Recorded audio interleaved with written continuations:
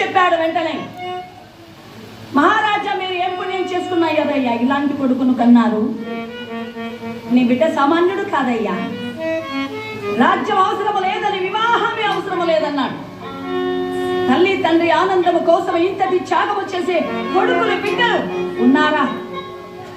మాకేమిచ్చారు మమ్మల్ని ఎందుకు కన్నారు అనేవాళ్లే గాని, తల్లి తండ్రి ఎంతో శ్రమపడి పోషించి పెంచి పెద్ద చేసిన తల్లి తండ్రికి మనమేమిచ్చాం అనే కొడుకులు ఉన్నారా?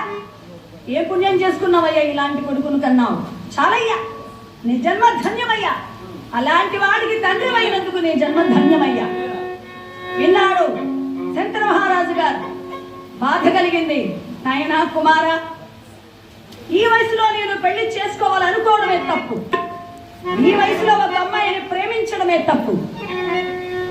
పెళ్లిడికి వచ్చిన కుమారుడిని, పెళ్లి చేసుకుని హాయిగా బ్రతకవలసిన వాడిని ఈ వయసులో నీవు నా కోసము త్యాగము చేసి ఇలా ఒంటరిగా మిగిలిపోతే నేను భరించలేను. అందరి ముందు నన్ను ముద్దాయిని చేయకు.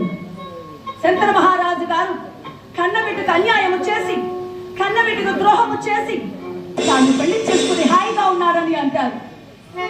రాజ్యమంతా పల్లె పడుచుకు పుట్టినటువంటి బిడ్డలకు నేను సమర్పించి నీకు ద్రోహం చేయలేను.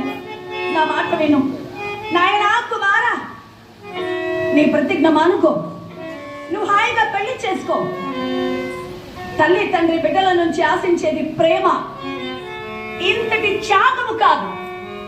బిడ్డల జీవితాలు నాశనం చేసి తల్లి తండ్రి బాగుండాలని ఎవరు అనుకోరు.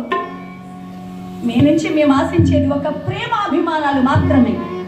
కాబట్టి ఇంతటి త్యాగం వద్దు నాయన, వద్దురా, నువ్వు పెళ్లి చేసుకో, హాయిగా ఉండరా. అలాగా అంటున్నాడు గాంగేయుడు తండ్రి. నా తండ్రి ఆనందమే నా ఆనందం, నా తండ్రి బాగుంటే నాకు అంతే చాలు. తండ్రిని బాధ పెట్టే రాజ్యము నాకొద్దు.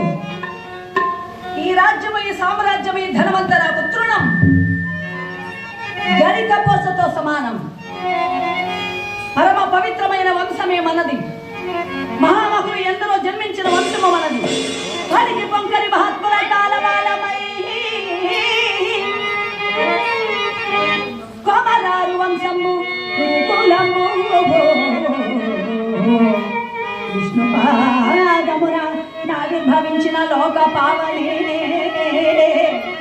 గంగా భవా